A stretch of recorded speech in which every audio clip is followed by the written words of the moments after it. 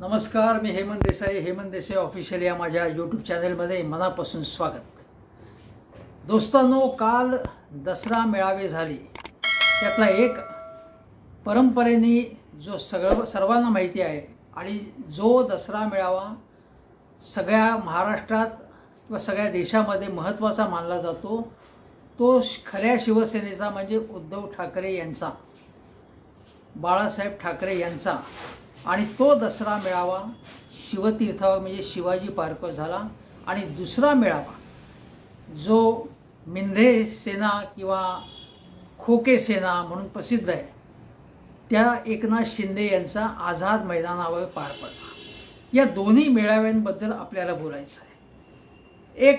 दोन मेळाव्यांची तुलना करताना एक लक्षात घेतलं पाहिजे की आझाद मैदानापेक्षा शिवाजी पार्क हे मोठं आहे. आझाद मैदानावरती आंदोलन होतात. मेधा पाटकर, अण्णा हजारे यांच्यापासून अनेकांची आंदोलनं झाली, तिथे उपोषणं झाली आणि त्यासाठी ते प्रसिद्ध आहे.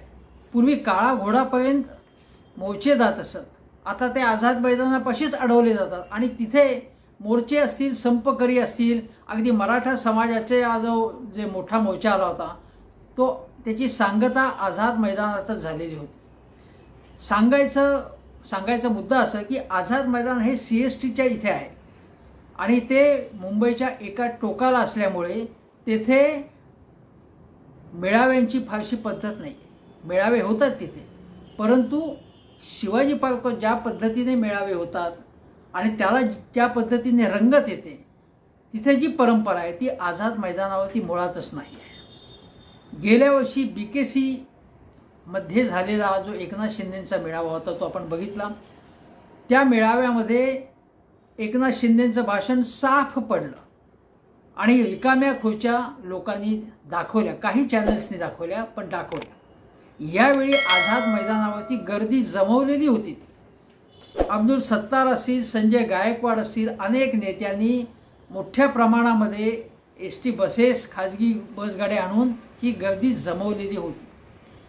काही माणसं आली असतील एकनाथ शिंदेंच्या प्रेमाने, मी असं एकांगी पद्धतीने बोलणार नाही, पण मुख्यतः ही गर्दी जमवलेली होती. लोकांना मोफत प्रवास देऊ केला होता. शिवाय असंख्य मिनरल वॉटर्सच्या बाटल्या, लाखो, म्हणजे खाण्यापिण्याची सोय, अगदी वडापावपासून बाकी अनेक पदार्थांची सोय, खाण्यापिण्याची सोय, नंतर राहायची सोय, टॉयलेटची सोय.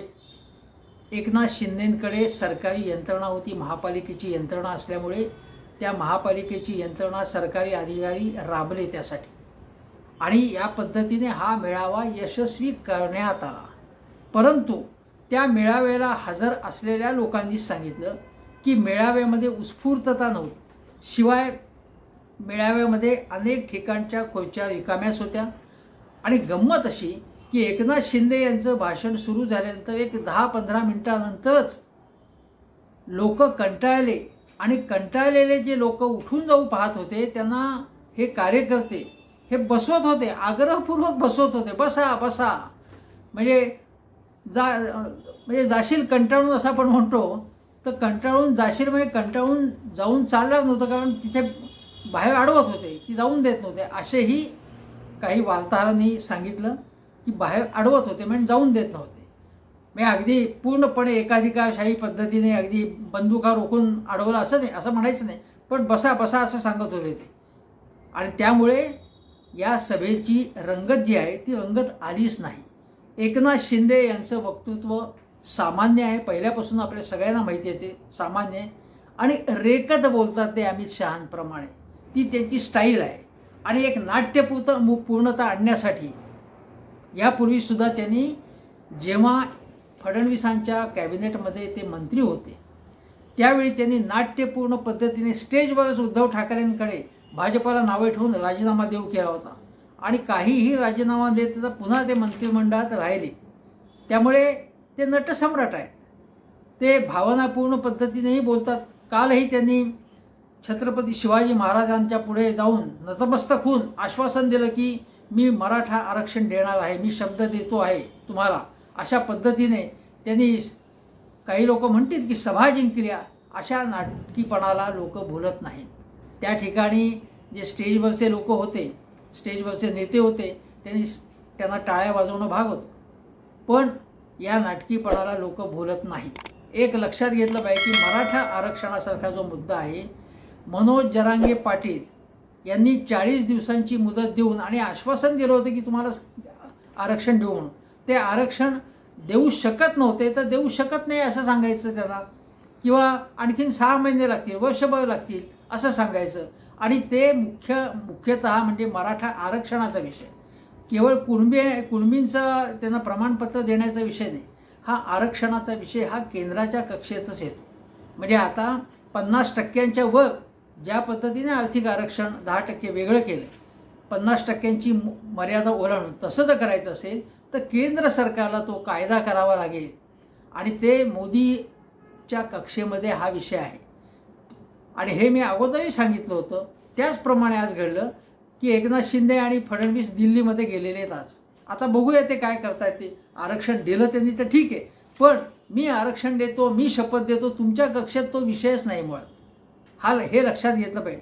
तुमच्या कक्षेमध्ये जो विषय होता तो तुम्ही नीट टॅकल करू शकला नाहीत, म्हणून सुप्रीम कोर्टाने ते फडणवीसांनी सुद्धा देऊ केलेलं आरक्षण, माझं 100% आरक्षण पक्क आहे, सुप्रीम कोर्टाने फेटाळून लावलेलं आहे. हे आपण लक्षात घेतलं पाहिजे.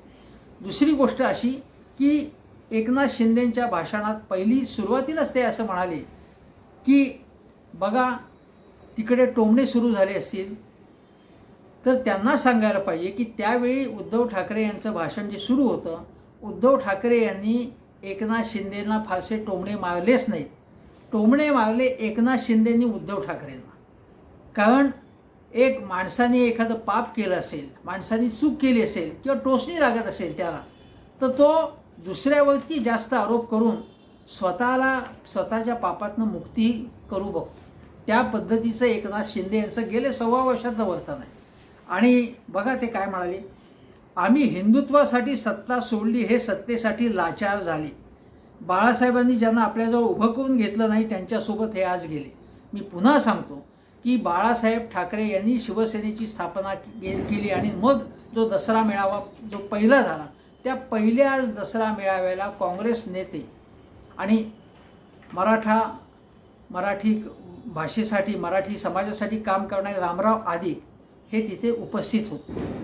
शिवसेना आणि काँग्रेसची युती कशा प्रकारची अनेक वर्ष होती ते सर्वांनी पाहिलेलं आहे आणि त्याचे अनेक गोष्टी, अनेक पुरावे यापूर्वी मी तुम्हाला सांगितलेले आहेत. बाळासाहेब ठाकरे यांनी इंदिरा गांधींच्या आणीबाणीला देखील पाठिंबा दिला होता. या गोष्टी पुन्हा पुन्हा सांगण्याचं कारण नाही आहे, पण एकनाथ शिंदेंनी हे माहिती करून घेतलं पाहिजे. मग काँग्रेस हा पक्ष असा आहे का की काँग्रेसची युती केली तर देशद्रोह केला असं म्हणायचं तुम्हाला? बाळासाहेबांनी काँग्रेसवर टीका केली, ती जेव्हा राजकारणाची दिशा बदलते, पक्षाच्या भूमिका बदलत असतात. आणि बाळासाहेब जर आज हयात असते आणि भारतीय जनता पक्षाने मोदी शहांच्याही जी अशा प्रकारची दादागिरी केली असती तर बाळासाहेबांनी त्यांना सुनावलं असतं चांगल्या प्रकारे. उद्धव ठाकरे ज्या भाषेत सुनावलं त्याच्यात त्या दसपट अधिक, कारण बाळासाहेब खूपच आक्रमक होते. उद्धव ठाकरे नेमस्त प्रकृतीचे आहेत, तेही आक्रमक होत आहेत. पण बाळासाहेब हे म्हणजे जेव्हा लालकृष्ण अडवाणी वाजपेयी होते तेव्हासुद्धा अनेक महत्त्वाच्या विषयांवर त्यांनी जाहीरपणे भूमिका घेतलेली आहे. राष्ट्रीय पातळीवर सुद्धा आघाडीत असताना, त्यांचा मंत्री असताना सुद्धा बाळासाहेबांनी वाजपेयी अडवाणी यांना सुनावण्यास कमी केलं नाही. त्यांची समजूत काढण्यासाठी नेते आणि मंत्री मातोश्रीवर जात होते, हे लक्षात घेतलं पाहिजे. त्यामुळे बाळासाहेबांनी भाजपपुढे लोटांगण घातलेलं नव्हतं. बाळासाहेबांचं हिंदुत्व म्हणजे कमळाबाईची चमचेगिरी करणं असं नव्हतं, हे एकनाथ शिंदे यांनी लक्षात घेतलं पाहिजे. आणि उद्धव साहेबांनी काँग्रेसबरोबर जी समझोता केला आणि सरकार स्थापन केलं ते भाजपनी त्यांना फसवल्यामुळे, भाजपनी शब्द न पाळल्यामुळे, अनेकदा शिवसेनेचा विश्वासघात केल्यामुळे त्यांनी नाईलाजाने ही कृती केली होती. आणि अशी ताकद दाखवल्याशिवाय अक्कल येत नाही, साक्षात्कार होत नाही. आणि तो साक्षात्कार जो आहे झाला की भाजपला की महाराष्ट्रात या प्रकारची दादागिरी चालत नाही आणि मग काय किंमत मोजावी लागते हे भाजपला कळलं. ते उद्धव ठाकरे यांनी महाविकास आघाडी सरकार स्थापन केल्यामुळे. अशा प्रकारचं सरकार स्थापन करेपर्यंत भाजपला अक्कल आली नसती की मराठी अस्मितेशी, शिवसेनेची अस्मिते, शिवसेनेच्या ताकदीशी तुम्ही खेळ मांडता कामा नये. तुम्ही त्यांना आव्हान दिल्यामुळे उद्धव ठाकरे यांनी प्रति आव्हान दिलं त्यांना. आणि काँग्रेस हा पक्ष हा स्वातंत्र्य आंदोलनात ज्यांनी भाग घेतला त्यांच्या नेतृत्वाखाली स्वातंत्र्य मिळालं. त्या पक्षाला बद्दल तुम्ही काय म्हणताय? त्या पक्षाबद्दल या प्रकारे बाळासाहेब कधीच बोलले नव्हते. अहो, बाळासाहेब ज्या डांग्यांशी म्हणजे कम्युनिस्टांशी 2 हात झाले, शिवसेनेच्या स्थापनेनंतर पहिली लढाई त्यांची कम्युनिस्टांची झाली. ते कॉम्रेड डांगे हे शिवसेनेच्या मेळाव्यामध्ये आलेले, बाळासाहेबांनी त्यांना बोलवलेलं होतं. बाळासाहेब त्यांच्या भाषणाचा आदर करायचे, त्यांच्या लिखाणाचा आदर करायचे. आणि कॉम्रेड डांगे यांचा अभ्यास प्रचंड होता, विद्वान होते ते. लोकमान्य टिळकांचाही ते आदर करायचे.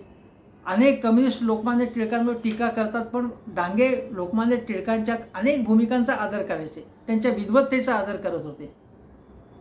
बाळासाहेब ठाकरे SM जोशी ज्यांच्याशी मतभेद झाले त्यांचे, त्या SM जोशींचा परम आदर करायचे ते. तेव्हा या गोष्टी आहेत त्या एकनाथ शिंदेंनी समजून घेतल्या पाहिजेत. काहीतरी रेकत बोलणं म्हणजे आपण काहीतरी फार महान काहीतरी बोलतोय अशातला भाग नाही, हे लक्षात घेतलं पाहिजे. पहिली गोष्ट म्हणजे एकनाथ शिंदेंच्या बरोबर जे गेले आहेत नेते, जाऊन देते नेते कशासाठी गेलेत माहिती आहे आपल्याला, पण जे शिवसैनिक तिकडे गेलेले आहेत त्यांनी हा विषय समजून घेतला पाहिजे. आणि त्यांनी आपली फसगत झाली हे त्यांना कळेल की हा विषय समजून घ्या तुम्ही.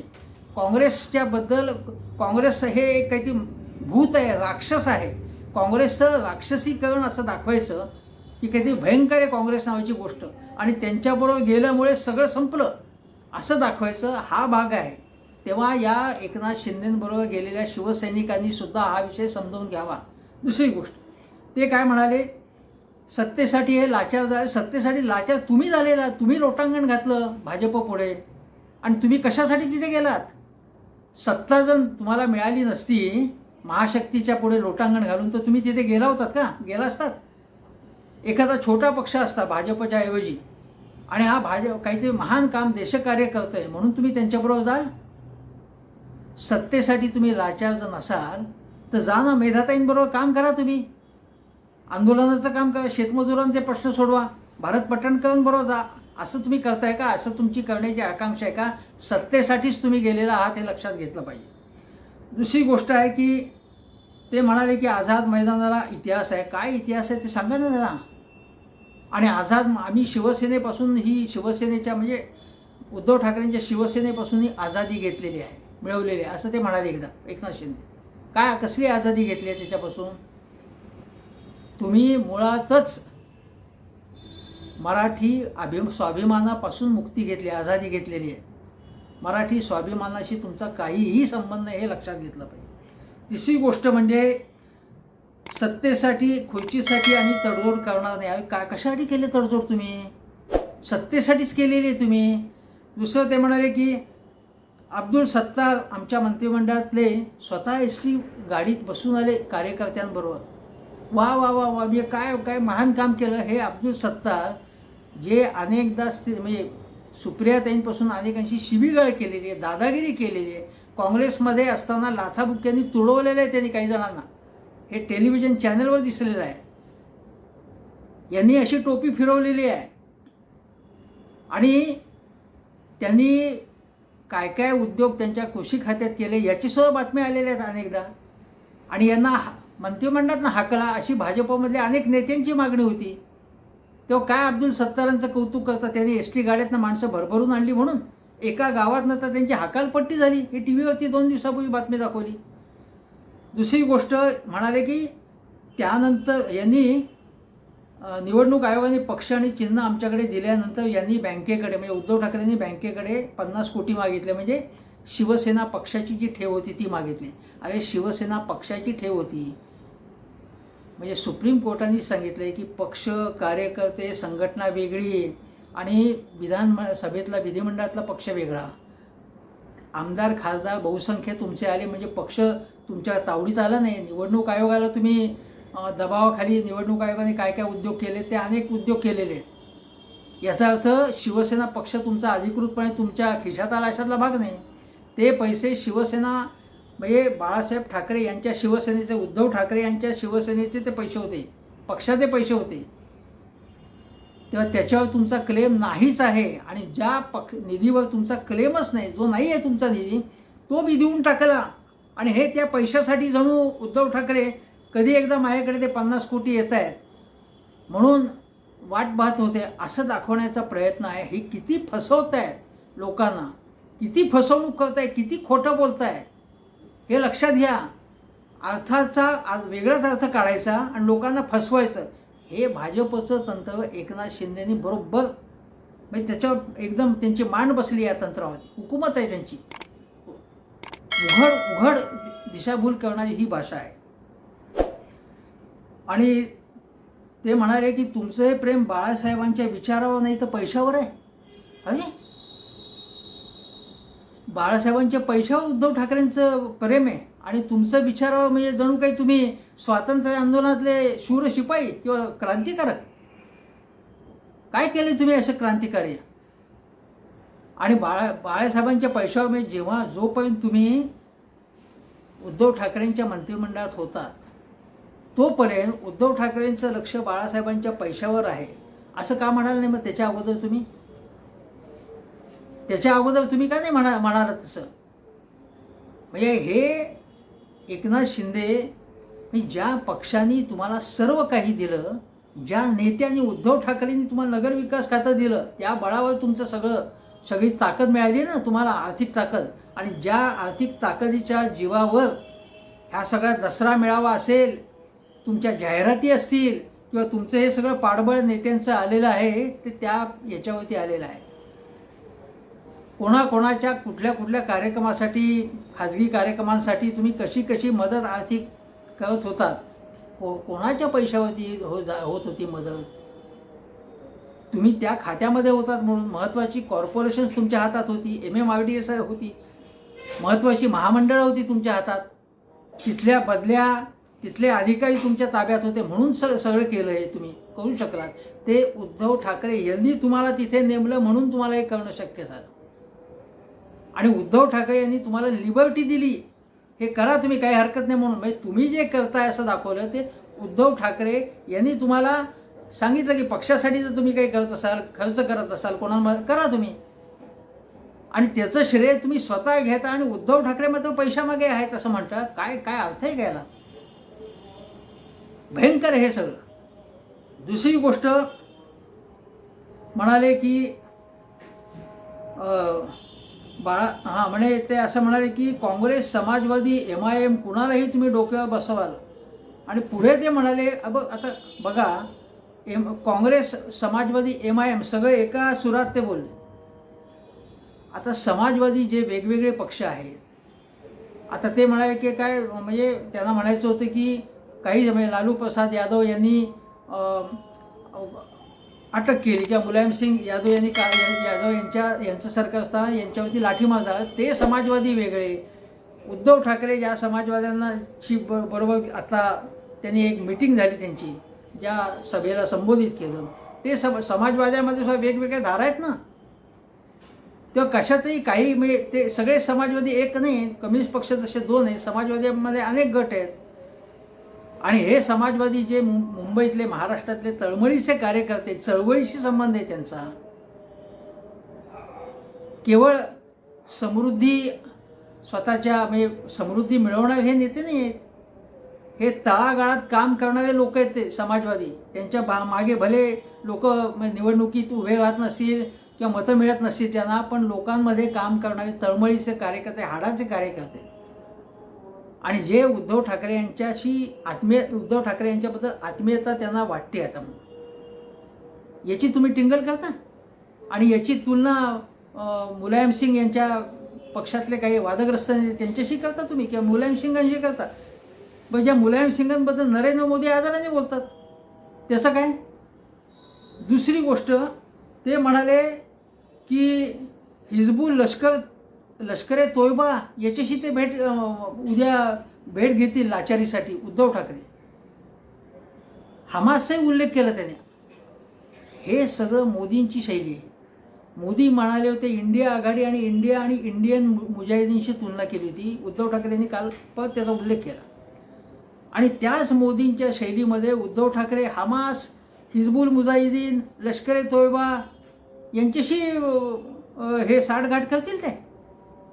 म्हणजे काय बोलताय काय तुम्ही? काय ताळतंत्र पूर्ण सोडलेले का तुम्ही? उद्धव ठाकरे यांनी आपल्या मूळ विचारांशी अजिबात तडजोड केली नाही. उलट ते असं म्हणतायत की जो औरंगजेब इतिहास काळातला नाही, वारंवार सांगतात की औरंगजेब हा जो सुरक्षा दलांमधला जो अधिकारी होता, जवान होता, ज्यांनी पाकिस्तानी दहशतवाद्यांशी लढताना हौतात्म्य पत्करलं, असे मुसलमान आम्हाला हवे आहेत. आणि मुस्लिमांचा द्वेष ते करत नाहीत उद्धव ठाकरे. काही दहशतवादी मुस्लिम आहेत म्हणून सगळा मुसलमान समाज दहशतवादी आहे असं मानणारे जे पक्ष आहेत आणि ज्या पक्षाची दोस्ती करतात शिंदे, त्या पद्धतीचं उद्धव ठाकरे यांचं तत्त्वज्ञान नाही आहे. बाळासाहेबांचंही तसं नव्हतं. तेव्हा तुम्ही वाटेल ते बोलताय तुम्ही हे. म्हणजे उद्धव ठाकरे हे मला सांगा, तुम्ही 1.5 वर्षापूर्वी त्यांचा पक्ष सोडला आणि 1.5 वर्षात जगातले जे सगळे दोष होते ते सगळे दोष तुम्ही त्यांना चिकटवताय. माझं म्हणणं आहे की 1.5 वर्षापूर्वी हे आरोप का नाही केले तुम्ही? त्यापैकी काहीतरी दुर्गुण त्यांच्यामध्ये तेव्हापासून असतील, तथाकथित दुर्गुण जे आहेत ते. त्याच्या अगोदर तुम्ही का नव्हते आरोप करत होता त्यांच्यावरती, आणि एकदम आता आरोप करायला सुरुवात झाली.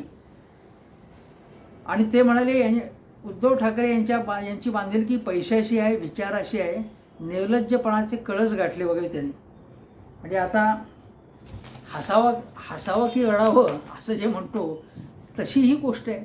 एकनाथ शिंदे यांचं हे भाषण पूर्णतः ज्याला म्हणतो की काहीही कंटेंट नाही, केवळ उद्धव ठाकरे यांना टार्गेट करणं. जेवढं तुम्ही उद्धव ठाकरे यांना टार्गेट कराल आणि अत्यंत बोगस टीका कराल, फालतू टीका कराल त्यांच्या भाषणावरती, जेवढी त्या टीकेमध्ये काही दमच नाही आहे. काहीतरी तुम्ही विचार मांडा ना त्याच्यामध्ये.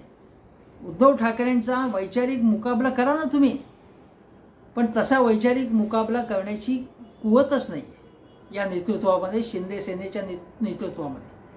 आणि मग त्यामध्ये कोणीतरी एक महिला नेत्या आहेत सोलापूरच्या, त्यांनी त्या सुषमा अंधारेंवरती काहीतरी टीका केली. त्या टीकेमध्ये सुद्धा काही अर्थ नव्हता. सुषमा अंधारे आणि या नेत्या ज्या होत्या, मला वाटतं त्यांचं नाव श्रीमती वाघमारे असतील, त्यांच्याशी तुलनाच होऊ शकत नाही.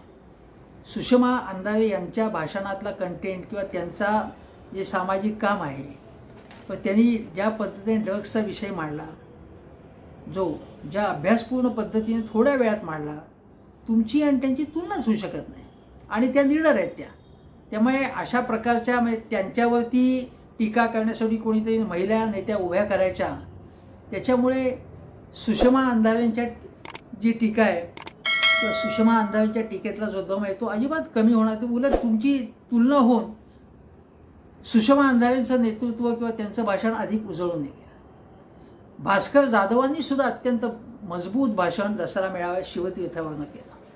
संजय राऊतांनी सांगितलं की उलटं टांगू असं जे म्हणत होते की जे भ्रष्टाचारी आहेत, म्हणजे उद्धवजी म्हणाले, संजय राऊतही म्हणाले भ्रष्टाचारांना आम्ही उलटं टांगू असं अमित शहा म्हणाले. आणि उलटं टांगण्याच्या ऐवजी मांडीवर घेत आहे असं सांगण्यात आलं. म्हणजे अजितदादा पवार गेले ना तुमच्याकडे, हसन मुश्रीफ तर म्हणाले, संजय राऊतांनी सांगितलं, बरोबर सांगितलं त्यांनी, की नाही तर मी जेलमध्ये गेलो असतो. मोकळेपणाने ते बोलले, ते जेलमध्ये गेलो असतो म्हणून ते तिकडे आलेत. आता हे उघड दिसतंय. काल एकनाथ शिंदेंच्या भाषण चालू असताना मागे यशवंत जाधव होते. या यशवंत जाधवांवरती किती त्यांचे मुंबईत 35 प्रॉपर्टी आहेत, किती मालमत्ता त्यांनी केलेल्या आहेत वगैरे, केवढे आरोप येत होते. आता मुक्ती मिळाली त्यांना, एकदम मुक्ती मिळाली सगळ्या आरोपातनं, पापातनं मुक्त होऊन ते एकदम पुण्यवान झालेत. आणि ते मागे मस्त हसत, दाद देत, प्रतिसाद देत बसलेले होते तिथे. हे लक्षात घ्या तुम्ही की आझाद मैदानावरच्या मेळाव्यामधले एकापेक्षा एक सगळे चेहरे होते ज्यांच्यावरती अनेक आरोप होते, जे अनेक वादग्रस्त नेते होते. उलट दसरा मेळावा हा इथे जो होता तो स्वतःची भाजी भाकरी घेऊन आलेले शिवसैनिक आलेले होते, जे गर्दी जमवलेली नव्हती. ही पहिली गोष्ट. मी स्वतः तिथे गेलो होतो. अत्यंत उत्स्फूर्तपणे शेतमजूर होते, कामगार होते, शेतकरी होते, रापलेल्या चेहऱ्यांचे गोरगरीब होते. त्यांना मिनरल वॉटरच्या बाटल्या वाटण्यात आलेल्या नव्हत्या. वडापाव नाही, जेवण नाही, जेवणाची पाकिट्स काहीही देण्यात आलेले नव्हते त्यांना. ते स्वतःच्या खर्चाने आलेले होते. हा पहिला भाग. दुसरी गोष्ट म्हणजे शिवाजी पार्क पूर्णपणे भरलेलं होतं. शिवाजी पार्क मोठी गर्दी होती आणि उद्धव ठाकरे यांच्याच नव्हे तर सगळ्यांच्या भाषणाला उत्तम प्रतिसाद मिळत होता. आणि हा मेळावा हा जो आहे हा मेळावा हा परंपरेने जसे मेळावे होत आले, ज्या पद्धतीने बाळासाहेबांच्या भाषणाला प्रतिसाद मिळत होता तसाच प्रतिसाद उद्धव ठाकरेंच्याही भाषणाला मिळतोय. आणि उद्धव ठाकरे यांनी काल एक महत्त्वाची गोष्ट केली, ती म्हणजे त्यांनी एकनाथ शिंदेंना टार्गेटच केलं नाही जास्त. हे एकनाथ शिंदेंवरती थेट टीका अशी त्यांनी केली नाही, फारशी टीका केली नाही, थोडीफार जी असेल ती. त्यांनी राष्ट्रीय प्रश्न मांडले, खूप महत्त्वाचे प्रश्न मांडले. आणि पहिली गोष्ट म्हणजे सुरुवातच त्यांनी अशी केली की हिंमत असेल तर निवडणुका घ्या आणि जनता ठरवेल कोण पात्र आहे आणि कोण अपात्र आहे. हे ते वारंवार सुद्धा म्हणतात अलीकडच्या काळामध्ये. म्हणजे त्यांचा तो आत्मविश्वास जो आहे, उद्या घ्या निवडणुका, कसं स्थानिक स्वराज्य संस्थांच्या घ्या, विधानसभा घ्या, लोकसभा घ्या, कुठल्याही घ्या, आम्ही निवडणुकीला तयार आहोत, तुम्ही आहात का, असं ते आव्हान देत आहेत. त्यामध्ये आत्मविश्वास दिसतोय. दुसरी गोष्ट ते म्हणाले की भारत मातेची लोकशाही टिकणार की नाही हा प्रश्न आहे. हा अत्यंत महत्त्वाचा प्रश्न आहे. ते संविधानाची गोष्ट करतात. ते म्हणाले की दसरा मेळाव्याच्या परंपरेत मोडता घालण्याचा प्रयत्न केला तर त्या लोकांना आम्ही मोडीत काढू, असं उद्धव ठाकरे यांनी अत्यंत जबरदस्त भाषा वापरली. त्यानंतर ते म्हणाले की राहुल नार्वेकरांना त्यांनी शरसंधान साधलं. ते म्हणाले की म्हणजे तारीख पे तारीख राहुल नार्वेकर विधानसभाध्यक्ष कशा पद्धतीने कामकाज करतात हे आपल्याला माहिती आहे. ते म्हणाले की लवाद हा जर न्यायालयाला जुमानत नसेल तर घटना शिल्लक राहणार नाही. लवादाचे कानफाट फोडले तरी सुद्धा निर्लज्जम सदा सुखी या शब्दामध्ये त्यांनी कोणाला फटकारे मारलेले आहेत, फटके मारलेत कोणाला ते स्पष्ट आहे. राहुल नार्वेकर यांच्यावर त्यांनी टीका केली आहे आणि ती टीका कोणालाही मान्य होईल अशा प्रकारची ती टीका आहे. नंतर एक महत्त्वाचा मुद्दा त्यांनी जो मांडला तो मी विसरण्यापूर्वी सांगतो. ते असं म्हणाले की मनोज जरांगे यांनी भाजपपासून सावध राहावं. भाजपने जातीपातीत किंवा नेत्यांमध्ये भांडणं लावली आहेत. सर्वोच्च न्यायालयाच्या घटनापीठाच्या आदेशाविरोधात दिल्ली सरकारमधील बदल्यांचा अधिकार घेण्यासाठी भाजपने पाशवी बहुमताच्या जोरावर संसदेत विधेयक आणलं. तसंच मराठा आरक्षणासाठी विधेयक मंजूर करून मागणी पूर्ण करावी. बघा, ते म्हणतात की दिल्लीमध्ये जे तुम्हाला करायचं आहे त्यासाठी तुम्हाला विधेयक आणता येतं. खास संसदेमध्ये विधेयक आणून कायदा मान्य करून घेता येतो, कारण दिल्ली सरकारला तुम्हाला दबावाखाली ठेवायचे, दाबाखाली ठेवायचे, सगळे अधिकार स्वतःकडे घ्यायचे. जे सरकार लोकशाहीने निवडून आलेले आहे पण लोकशाही मान्य करायचे नाही, त्या केजरीवाल सरकारलाचे अधिकार सगळे काढून घ्यायचे. त्यासाठी त्यांनी कायदा आणला. मग असं जर असेल तर मग तुम्ही मराठा आणि ओबीसीमध्ये भांडणं लावू नका. भाजप ते धंदे करते असं उद्धव ठाकरेंना सुचवायचं आहे. पण ते करण्याऐवजी तुम्ही जर दिल्लीसाठी असा कायदा करू शकता जो चुकीचा कायदा होता आणि जो करायला नको होता. केजरीवाल सरकारचे अधिकार अबाधित ठेवायला पाहिजे होते, पण ते जर चुकीच्या कामासाठी नवा कायदा तुम्ही करता, मग चांगल्या कामासाठी मनोज जरांगे पाटील यांना न गंडवता, न फसवता, त्यांची दिशाभूल न करता तुम्ही त्यांना द्या ना आरक्षण, कायदा करा तुम्ही, असं उद्धव ठाकरे सांगतात. दुसरी गोष्ट ते म्हणाले की अन्य पक्षातील भ्रष्टाचारी व गुन्हे दाखल असलेल्या नेत्यांना भाजप आपल्याबरोबर का घेत आहे आणि भाजप आणि राष्ट्र संघातील काही नेत्यांची घराणी त्यांच्या पक्षासाठी झिजली. म्हणजे भाजपमधले निष्ठावंत, संघातले निष्ठावंत राबतायत, पण त्यांना आता उपऱ्या नेत्यांसाठी सतरंजा उचलण्याचे काम करावे लागत आहे. हे भाजप आणि संघातील निष्ठावंत नेत्यांना मान्य आहे का? त्यासाठीच त्यांनी हा त्याग केला होता का असा प्रश्न उद्धव ठाकरे विचारत आहेत. म्हणजे भाजप हे सगळं इम्पोर्टेड, भाजपचं मूळ स्वरूपच बदललं आहे. आपल्या नेत्यांना मागे सारायचं, त्यांना सांगायचं की तुम्ही त्याग करा आणि आम्ही अजितदादांना घेतो, आम्ही शिंदे सेनेतल्या या सगळ्या म्हणजे खोके बहादरांना घेतो आणि त्यांना मोठमोठी पदं देतो आणि तुम्ही सतरंजा घालत बसा, त्याच्यावरती फुलपात्र ठेवा, तुम्ही दरवाजात उभ्या राहून लोकांचं आगत स्वागत करा. हे काम संघ आणि भाजपच्या लोकांनी करायचं का असा उद्धव ठाकरे यांनी प्रश्न विचारलेला आहे.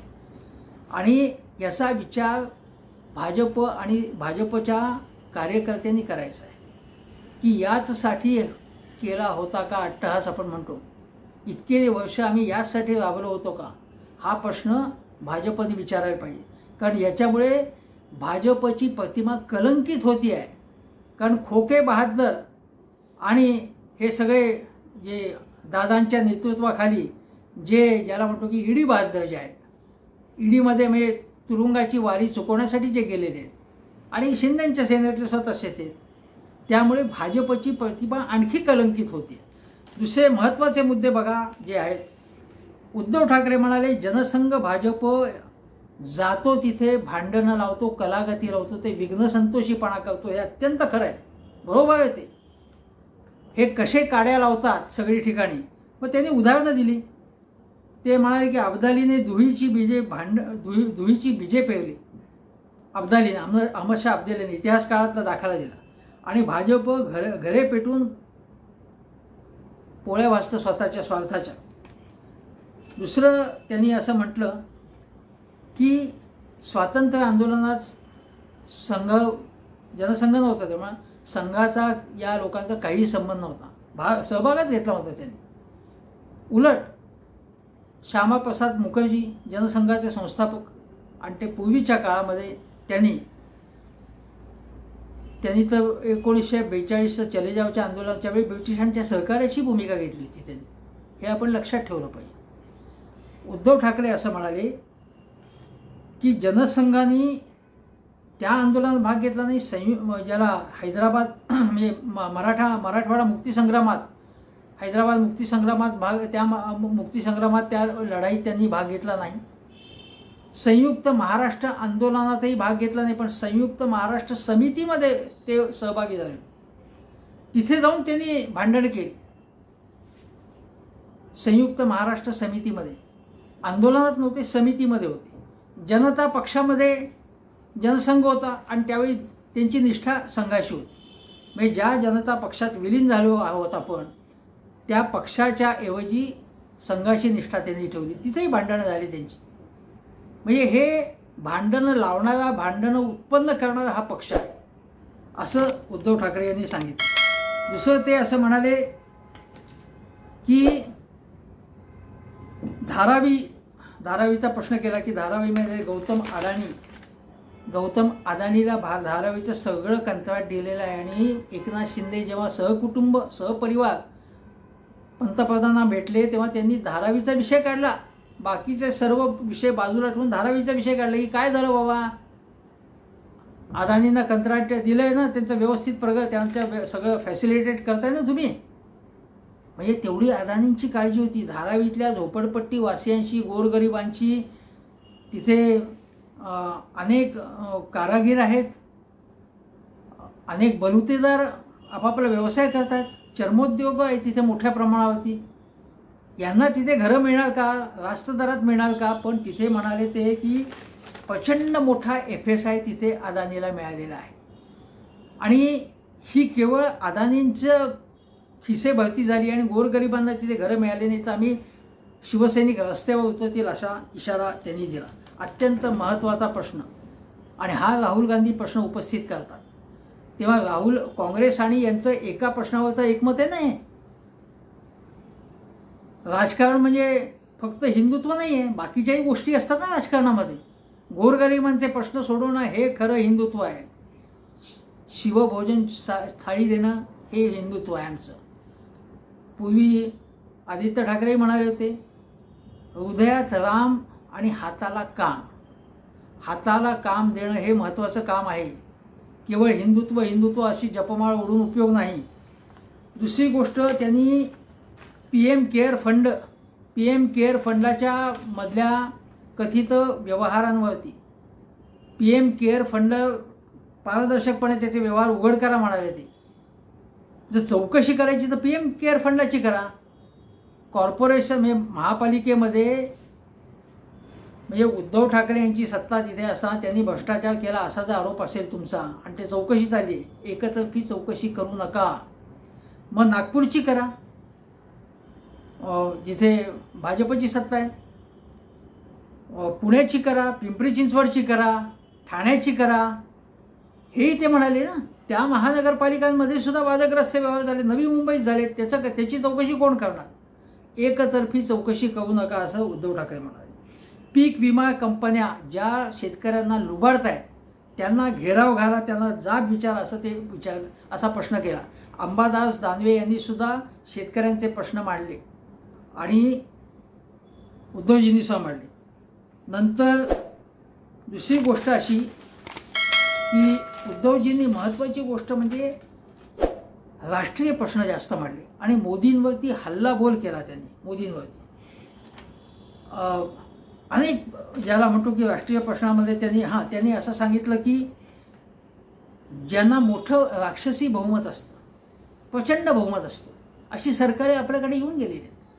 मग इंदिरा गांधींनाही चांगलं बहुमत मिळालं. पहिल्याच निवडणुकीमध्ये नेहरूंना चांगलं बहुमत मिळालेलं होतं. राक्षसी म्हणता येणार नाही पण चांगलं बहुमत होतं. इंदिरा गांधी, राजीव गांधींना, इंदिरा गांधींच्या हत्येनंतर काँग्रेसला सर्वाधिक जागा मिळाल्या होत्या. परंतु जी सरकारं फारसं बहुमतवाली नव्हती ती सरकारं, त्यांचाही दाखला उद्धवजींनी दिला की नरसिंहरावांचं सरकार त्यावेळी उदारीकरण आलं. बहुमत कुठे होते त्यांना? बहुमतासाठी प्रयत्न करायला लागले होते त्यांना. झारखंड मुक्ती मोर्चा वगैरेंचा त्यांना पाठिंबा घ्यायला लागला होता. पण तरीसुद्धा ते सरकार चांगलं चाललं. उदारीकरण त्याच काळात आलं. त्यानंतर जागतिकीकरणाच्या प्रक्रियेमध्ये भाजप सामील झाला. लायसन्स परमिट राज खतम झालं आणि परराष्ट्र धोरणामध्ये अत्यंत महत्त्वाचे संबंध म्हणजे इस्रायलशी संबंध वाढवण्याबाबत नरसिंहरावांनी धोरणात्मक एक नवा पवित्रा घेतला. अनेक गोष्टी केल्या त्यांनी.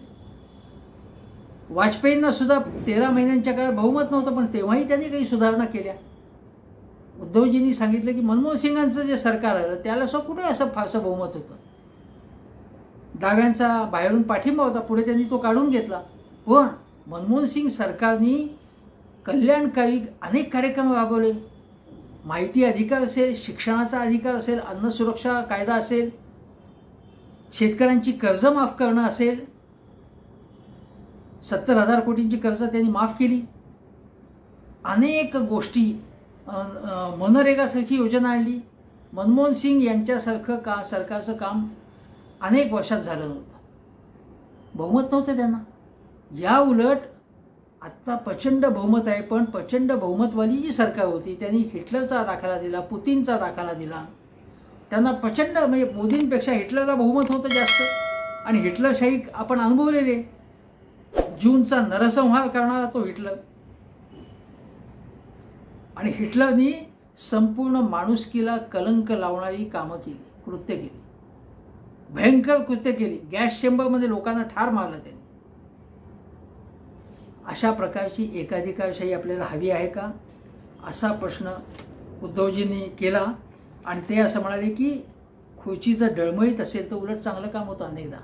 कारण आपलं काम लोकांना आवडते की नाही, आपण लोकांना उत्तरदायी आहोत याची जाणीव जास्त होते. कारण बहुमत नसतं. कारण लोकांना न आवडणारी एखादी गोष्ट केली किंवा लोकांना त्रास देणारी एखादी गोष्ट केली तर आपलं सरकार पडेल ही भीती असते. ही गोष्ट आपण लक्षात घेतली पाहिजे. आणि म्हणून मी तुम्हाला एक उदाहरण सांगतो. चिदंबरम यांच्या काळात जेव्हा संयुक्त आघाडीचं सरकार होतं तेव्हा ड्रीम बजेट आलं होतं आणि त्याच्या ड्रीम बजेटचं सगळ्या देशामध्येच नव्हे तर प्रगत देशातही कौतुक झालं. त्यामुळे हे आपण बघितलं पाहिजे की उद्धव ठाकरेंनी मुख्यतः राष्ट्रीय नेता आपण एक राष्ट्रीय नेतासुद्धा आहोत या पद्धतीने मांडणी केली. केवळ महाराष्ट्राच्या स्तरावरच न बोलता त्यांनी राष्ट्रीय समस्या देशापुढचे प्रश्न मांडले आणि मग देशापुढचे प्रश्न मांडता मांडता मध्ये मध्ये ते महाराष्ट्राचे कळीचे प्रश्न मांडले. त्यामध्ये बेरोजगारी, शेतकऱ्यांचे प्रश्न, पीक विम्याचे प्रश्न, मराठा आरक्षणाचे प्रश्न आणि मुख्यतः घटना आणि संविधानाला असलेला धोका हे प्रश्न मांडले. एकनाथ शिंदे यांच्याशी त्यांनी बरोबरी एकनाथ शिंदे त्यांच्याशी करूच शकत नाही. उद्धव ठाकरे यांचं स्टेचर खूप मोठं आहे, त्यांचा दर्जा त्यांची प्रतिष्ठा जास्त आहे. तेव्हा अनुल्लेखाने मारून एक प्रकारे त्याने एकनाथ शिंदे यांना आपली जागा दाखवून दिली. या पुढच्या काळामध्ये माझं असं म्हणणं आहे की पुढचा दसरा मेळावा होईल तोपर्यंत एकनाथ शिंदे यांचा हा गट शिल्लक राहील का नाही हे मला माहिती नाही. एकनाथ शिंदे भाजपत विलीन होत आहेत का त्यांचा गटासकट ते मला माहिती नाही. पण शिंदे हे मुख्यमंत्री पदावर राहतील की नाही ही शंकाच आहे आणि नंतर तर लगेच निवडणुकाच आहे. पण त्यांची जी काही तथाकथित झळाळी असेल ती झळाळी आणखीनच कमी कमी होत जाईल. झळाळी नाहीच आहे पण मनामध्ये एक चुकीची जाणीव आहे, एक बोच आहे त्यांच्या मनात आणि ती बोच असल्यामुळे उद्धव ठाकरे आणि त्यांच्या सहकाऱ्यांवरती वाटेल ते आरोप करायचे हे चालू आहे. आणि अशा आरोप करण्यामधनं चिखलफेकीतून उद्धव ठाकरे यांचं नेतृत्व कमी होणार नाही. उलट उद्धव ठाकरे यांची केवळ सहानुभूती वाढत नाही आहे, त्यांच्याबद्दलची आस्था आणि प्रेम वाढत चाललेलं आहे. आणि ही जाणीव झाल्यामुळे त्या कुठेतरी एक दुःख आहे, असं चिडचिड आहे आणि चिडचिड अस्वस्थता ही बाहेर येते आहे. केवळ एकनाथ शिंदेची नाही, एकनाथ शिंदे, अजितदादा आणि फडणवीस यांच्यातले मतभेद वारंवार प्रकट व्हायला लागले. हे सरकार यशस्वी झालेलं नाही. त्रिशूल सरकारचं जे त्रिशूल आहे त्याच्या जखमा स्वतःलाच व्हायला लागल्यात त्यांना.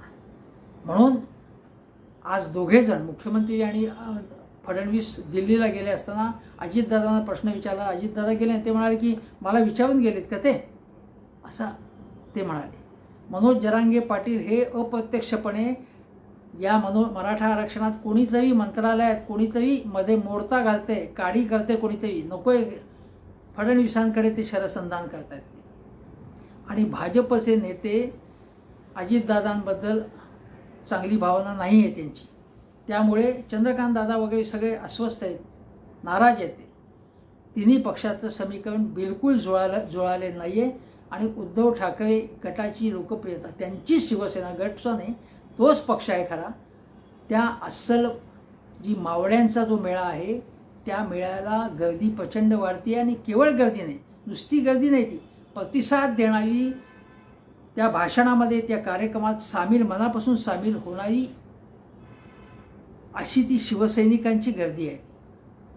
ती बिनचेहऱ्याची गर्दी नाही आहे, ती जमवलेली गर्दी नाही आहे. त्यामुळे अस्सल मावळ्यांचा मेळावा शिवतीर्थावर होता. आणि मेवालाल कोण एक तुम्हाला माहिती आहे, मेवालालांचा मेळा. आणि हे मेवालाल म्हणजे मी नेत्यांबद्दल म्हणतोय, जे सर्वसामान्य शिवसैनिक तिथेही दिशाभूल करून गेलेले आहेत. माझी अशी खात्री आहे की या खोकेवादी विचारापासून ते मुक्त होतील आज ना उद्या. आणि उद्या पुन्हा खऱ्या शिवसेनेकडे म्हणजे उद्धव ठाकरे यांच्या शिवसेनेकडे ते परततील असं मला वाटतंय. एवढंच सांगतो आणि पुन्हा एकदा आवाहन करतो की हेमंत देसाई ऑफिशियल चॅनल जरूर सबस्क्राईब करा, आपल्या मित्रमंडळींना सांगा आणि त्यासाठी बेल आयकनचं बटन दाबा. एवढंच सांगतो आणि इथेच थांबतो.